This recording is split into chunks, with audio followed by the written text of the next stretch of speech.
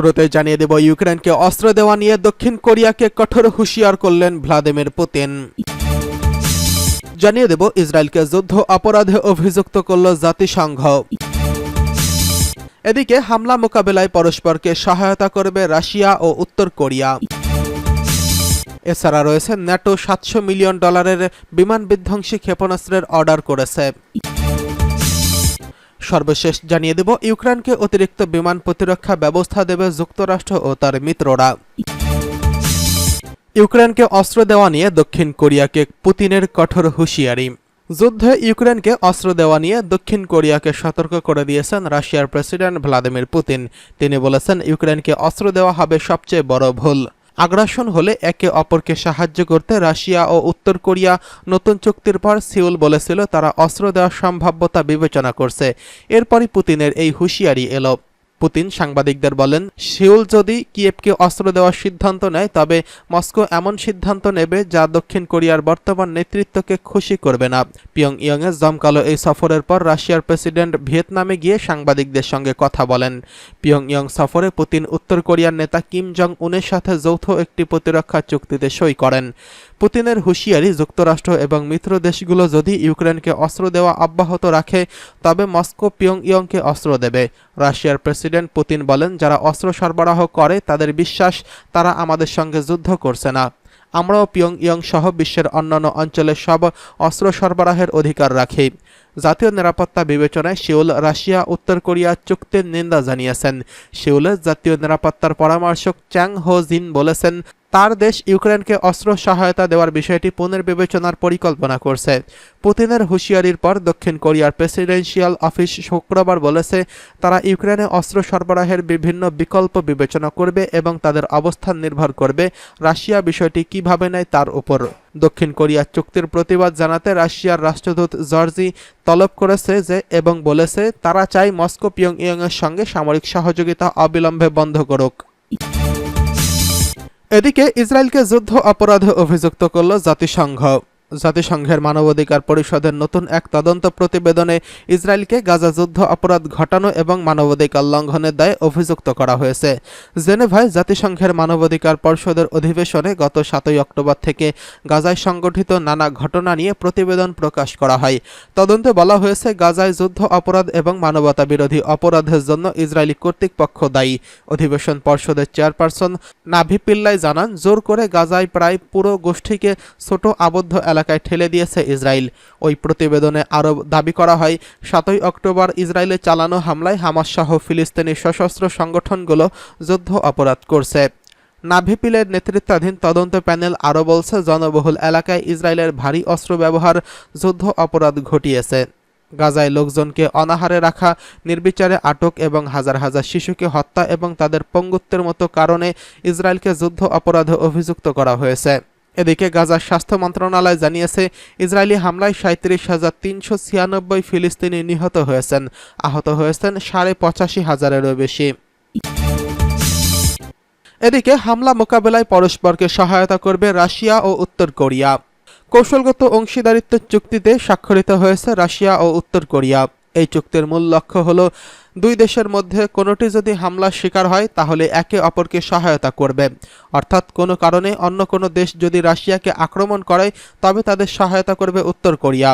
অনুরূপ উত্তর কোরিয়া হামলা হলে এগিয়ে আসবে রাশিয়া। রাশিয়ার প্রেসিডেন্ট ভ্লাদিমির পুতিন উত্তর কোরিয়া সফর করেছেন। এই বিরল সফরে গিয়ে তিনি দেশটির প্রেসিডেন্ট কিম জং উনের সঙ্গে কৌশলগত অংশীদারিত্বের চুক্তি সই করেন। দুই দেশের দুই প্রেসিডেন্ট চুক্তিতে সই করেন। বার্তা সংস্থা তাস জানিয়েছে, রাশিয়া ও উত্তর কোরিয়ার মধ্যে এর আগে 1961, 2000 এবং 2001 সালে কিছু চুক্তি হয়। নতুন চুক্তি সেগুলোর স্থলাভিষিক্ত হবে। আক্রমণ মোকাবেলার সহায়তায় ছাড়াও রাজনৈতিক, বাণিজ্য, বিনিয়োগ, সাংস্কৃতিক নিরাপত্তা চুক্তি হয়েছে পারমাণবিক শক্তি সমৃদ্ধ দেশ দুটির মধ্যে। ভ্লাদিমির পুতিন এই চুক্তিকে একটি ব্রেকথ্রু হিসেবে অভিহিত করেছেন। উত্তর কোরিয়ার শাসকও এই চুক্তিকে উর্বর সন্ধিক্ষণ হিসেবে আখ্যা দিয়েছেন। সফরে গিয়ে কিমকে রাশিয়ার তৈরি একটি আড়স গাড়ি এবং সেট উপহার দিয়েছেন পুতিন। কিমও পুতিনকে বেশ ভালো উপহার দেন। এছাড়া ইউক্রেন যুদ্ধে রাশিয়ার প্রতি পূর্ণ সমর্থন ব্যক্ত করেছে তিনি। উত্তর কোরিয়ার উপর আরোপিত বিধিনিষেধগুলো পুনর্বিবেচনার জন্য জাতিসংঘের প্রতি আহ্বান জানিয়েছেন পুতিন। পিয়ংইয়ংয়ের সঙ্গে প্রয়োজনীয় সামরিক প্রযুক্তিগত সহযোগিতামূলক সম্পর্ক গড়বেন বলেও তিনি উল্লেখ করেন। এদিকে $700 মিলিয়ন স্টিঙ্গার বিমান বিধ্বংসী ক্ষেপণাস্ত্রের অর্ডার করেছে ন্যাটো। $700 মিলিয়ন স্টিঙ্গার বিমান বিধ্বংসী ক্ষেপণাস্ত্রের অর্ডার দিয়েছে ন্যাটো। বেশ কয়েকটি সদস্য রাষ্ট্রের মাধ্যমে এই অর্ডার দিয়েছে জোটটি।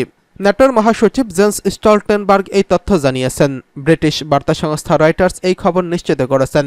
ওয়াশিংটনে ন্যাটোর শীর্ষ সম্মেলনের ফাঁকে প্রতিরক্ষা শিল্পের নেতাদের সঙ্গে এক সমাবেশে স্টলটেনবার্গ বলেন, আজই ন্যাটো প্রকিউরমেন্ট এজেন্সি প্রায় $700 মিলিয়ন স্টিঙ্গার ক্ষেপণাস্ত্রের একটি নতুন বহুজাতিক চুক্তি স্বাক্ষর করেছে। এর আগে 2022 সালের মে মাসে সর্বশেষ স্টিঙ্গার ক্ষেপণাস্ত্রের জন্য একটি চুক্তি করেছিল RTX এর রেথিন ডিভিশন। তখন ইউক্রেনের জন্য $625 মিলিয়ন বিমান বিধ্বংসী ক্ষেপণাস্ত্রের চুক্তি করে মার্কিন সেনাবাহিনী। কাঁধে বহন করে চলতে হয় এই স্টিঙ্গার ক্ষেপণাস্ত্র। ইউক্রেনে এর ব্যাপক চাহিদা রয়েছে। এটি ব্যবহার করে যুদ্ধক্ষেত্রে সেনারা সফলভাবে আকাশপথে রাশিয়ার আক্রমণ প্রতিহত করছে। প্রতিবেশী ইউরোপীয় দেশগুলোও আশঙ্কা করছে তাদের রুশ বাহিনীকে পরাজিত করার প্রয়োজন হতে পারে। RTF এর মুখপাত্র রয়টার্সকে জানিয়েছেন, স্টিঙ্গারের এই ন্যাটোর অর্ডার সরবরাহ করতে 2029 সাল পর্যন্ত এর উৎপাদন অব্যাহত থাকবে। এদিকে ইউক্রেনকে অতিরিক্ত বিমান প্রতিরক্ষা ব্যবস্থা দেবে যুক্তরাষ্ট্র ও তার মিত্ররা।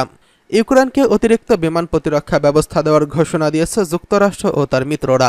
দেশটিকে প্যাট্রিয়ট ক্ষেপণাস্ত্রের ব্যাটারি এবং প্যাট্রিয়ট উপাদান সহ 5টি অতিরিক্ত বিমান প্রতিরক্ষা ব্যবস্থা সরবরাহ করবে তারা। ন্যাটো সম্মেলনের সময় একটি যৌথ বিবৃতিতে এই তথ্য জানিয়েছে দেশগুলোর নেতারা। ব্রিটিশ বার্তা সংস্থা রয়টার্স এই খবর নিশ্চিত করেছেন। ন্যাটো সম্মেলনে এই সহায়তার ঘোষণা দেন মার্কিন প্রেসিডেন্ট জো বাইডেন। পরে যুক্তরাষ্ট্র, নেদারল্যান্ডস, রোমানিয়া, ইতালি, জার্মানি এবং ইউক্রেনের নেতারা একটি যৌথ বিবৃতি জারি করেন।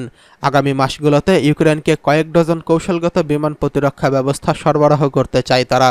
2022 সালের ফেব্রুয়ারিতে ইউক্রেনে আক্রমণ করেছিল রাশিয়া। রুশ বাহিনীকে মোকাবিলা করার জন্য ইউক্রেনকে যুদ্ধের শুরু থেকেই সামরিক সহায়তা দিয়ে আসছে যুক্তরাষ্ট্র ও তার মিত্ররা। যৌথ বিবৃতিতে বলা হয়েছে, আমরা ইউক্রেনকে অতিরিক্ত কৌশলগত আকাশ প্রতিরক্ষা ব্যবস্থা দিতে যাচ্ছি। এর মধ্যে যুক্তরাষ্ট্র, জার্মানি এবং রোমানিয়ার অতিরিক্ত প্যাট্রিয়ট ব্যাটারিকে অপারেশনে সক্ষম করার জন্য নেদারল্যান্ডস এবং অন্যান্য অংশীদারদের দেওয়া প্যাট্রিয়ট উপাদান এবং ইতালির দেওয়া একটি অতিরিক্ত SAMP সিস্টেম রয়েছে। ইউক্রেনের সবচেয়ে বড় সমর্থক যুক্তরাষ্ট্র। 2022 সাল থেকে দেশটিকে $50 বিলিয়ন বেশি সামরিক সহায়তা দিয়ে আসছে ওয়াশিংটন। তবে গত শীতে টানা কয়েক মাস মার্কিন সামরিক সহায়তার একটি প্রস্তাব কংগ্রেসে আটকে ছিল। তখন ইউক্রেনের প্রেসিডেন্ট ভলোদিমির জেলেনস্কি বলেছিলেন, অস্ত্রের ঘাটতি যুদ্ধক্ষেত্রে রাশিয়াকে এগিয়ে দিচ্ছে। সংঘাতের শুরু থেকে যুদ্ধের সম্মুখভাগে তেমন কোনো অগ্রগতি করতে পারেনি রাশিয়া।